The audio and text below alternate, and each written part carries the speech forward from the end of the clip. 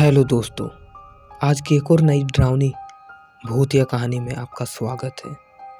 आपने अभी तक हमारे यूट्यूब चैनल को सब्सक्राइब नहीं किया तो कर लो, क्योंकि हम आपके लिए हर रात 9 बजे लेके आते हैं इसी प्रकार एक सच्ची घटना भूतिया हॉरर स्टोरी का। तो चलो शुरू करता हूँ। CID murder case. दया और अभिजीत CID ब्यूरो में बैठे हुए होते हैं और तभी दया के मोबाइल में एक छोटा सा मिस कॉल आता है। दया अपने मोबाइल को देखता है और कॉल लगाता है वापस से, पर वो मोबाइल स्विच ऑफ बता रहा था। दया सोचता है किसी और का कॉल होगा, छोड़ो हटाओ, हमें क्या। और फिर दया और अभिजीत अपने बातों में लगे हुए होते हैं और तभी अभिजीत के मोबाइल में एक मिस कॉल आता है। जब अभिजीत देखता है तो फिर वो मोबाइल स्विच ऑफ बता रहा था। दया ने अभिजीत को बोला, नंबर दिखा तो। और दोनों नंबर देखते हैं तो दोनों को मोबाइल में जो मिस कॉल आया था वो एक ही नंबर का था। मतलब एक ही आदमी ने दोनों को अभी कॉल किया था। वो कौन था? इसलिए अभिजीत अपने CID ब्यूरो को जो फ्रेंड थे उनके साथ पूछता है कि आप लोगों ने हमारे साथ मजाक किया है क्या अभी? पर कोई भी इस चीज़ का जवाब नहीं देता। सब कहते हैं हम क्यों मजाक करें काम के समय।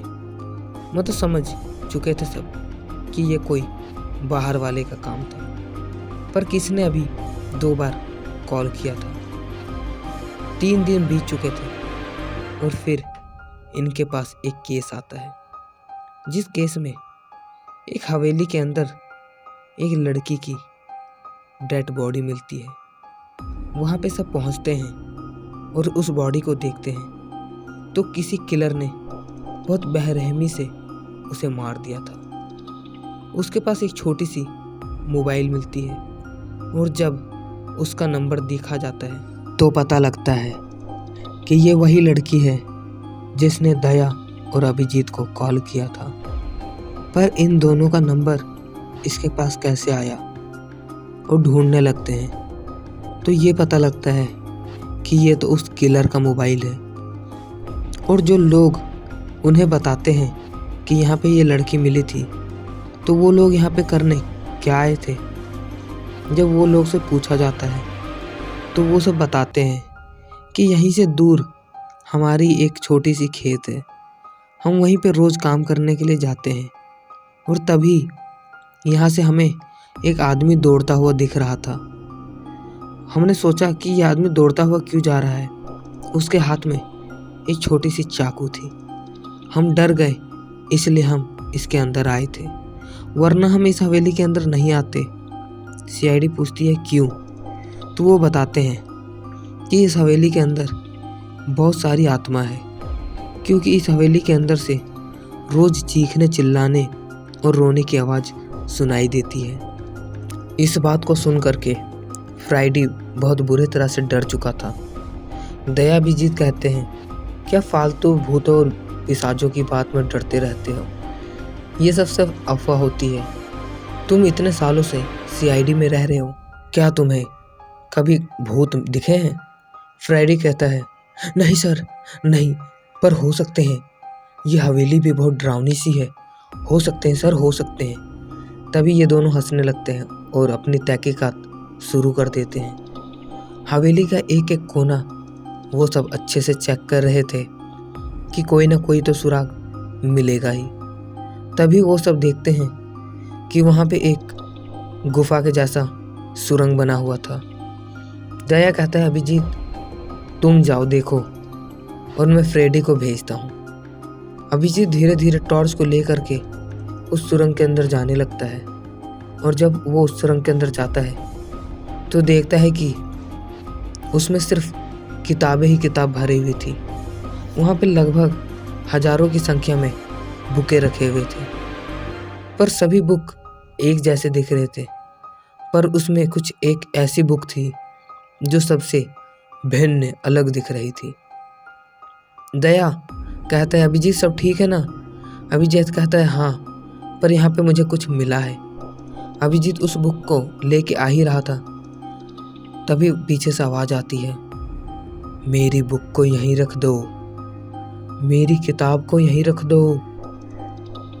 अभिजीत पीछे मुड़ता है और देखता है तो वहाँ पे कोई नहीं था, पर यह आवाज़ कहाँ से सुनाई दे रही थी। अभिजीत चिल्लाने लगता है, कौन हो, बाहर निकलो, कौन छुपे हुए हो। दया बाहर से आवाज़ लगाता है, अभिजीत कोई प्रॉब्लम है क्या। और दया फ्रेडी को उसके साथ नीचे भेजने लगता है। अभिजीत और फ्रेडी अंदर पहुंच चुके थे।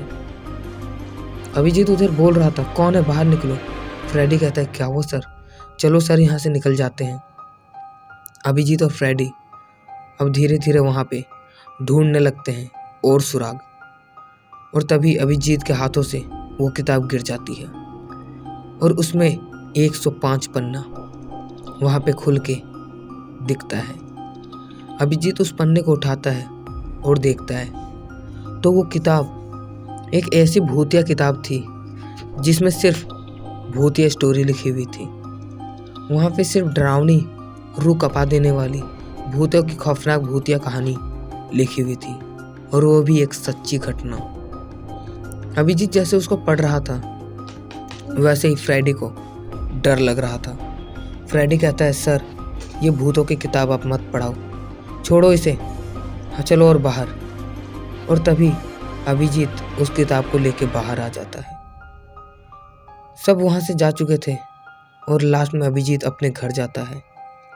अभिजीत इस केस के बारे में सोच ही रहा था, तभी उसे याद आता है कि जो वो हॉरर किताब उसने वहाँ से उठाया था वो उसके गाड़ी में ही है। और तुरंत अभिजीत रात के 9 बजे अपनी गाड़ी के पास आता है और अपनी डिक्की को खोल करके उस किताब को लेकर चला जाता है।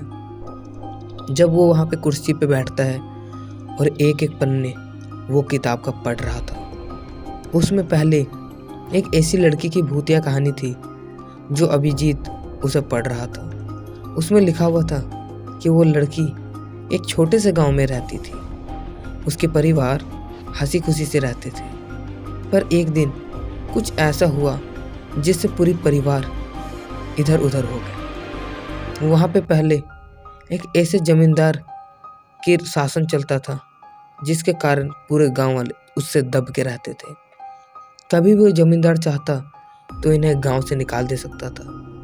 और उस जमींदार का एक छोटा बेटा जिसका नाम सुमित था, वो उसी लड़की पे मोहित हो चुका था। सुमित कई बार उसको रास्ते में रोकने की प्रयास करता है, पर वो लड़की उससे कुछ ना कह करके वो सिर्फ अपने घर चली जाती है। एक दिन मोहित के पिताजी उसी के घर में बैठे हुए दिखते हैं और कह रहे थे कि अपनी बेटी की शादी मेरे घर करवा दो। पर यह बात पूरे गांव वालों को पता थी। जितने ये सब अमीर उतने ही कंजूस थे, और कई बार इनके घर से लड़ाइयों की आवाज़ सुनाई देती थी। ये सब अच्छे व्यक्ति नहीं थे। और फिर उस लड़की का पिता उसको कहते हैं, नहीं जमींदार साहब, हम अपनी बेटी की शादी अभी नहीं करेंगे। वो कहता है, तुम जब भी करो पर मेरे बेटे से ही करना। पर ऐसा वो सब बोलते नहीं। जमींदार को इस बात से आ जाती है गुस्सा, और वो गुस्से से अपने घर चला जाता है। वो सीधे गांव वालों को कह देता है कि इसके साथ कोई भी बात और विचार नहीं करेगा, और इसके खेतों में कोई भी अब काम करने के लिए नहीं जाएगा। दिन प्रतिदिन वो सब अकेले होते जा रहे थे, क्योंकि गांव वालों को पता था कि कोई भी उस जमींदार की बात का उल्लंघन करेगा तो वो जमींदार उसके खेत को छीन लेगा। और फिर ऐसे करते करते ये कहानी अभिजीत पढ़ ही रहा था। फिर एक हवा का झोंका अभिजीत के रूम की खिड़की हिला देता है। अभिजीत खिड़की की ओर जाता है और वो देखता है तो उसकी आंखें वहीं खुली की खुली रह जाती है। अभिजीत पूरी तरह से कांपने लगता है।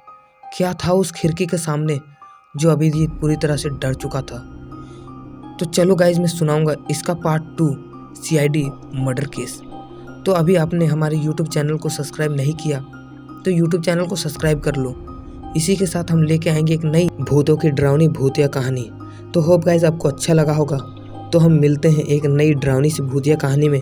तब तक के लिए जय हिंद, वंदे मातरम।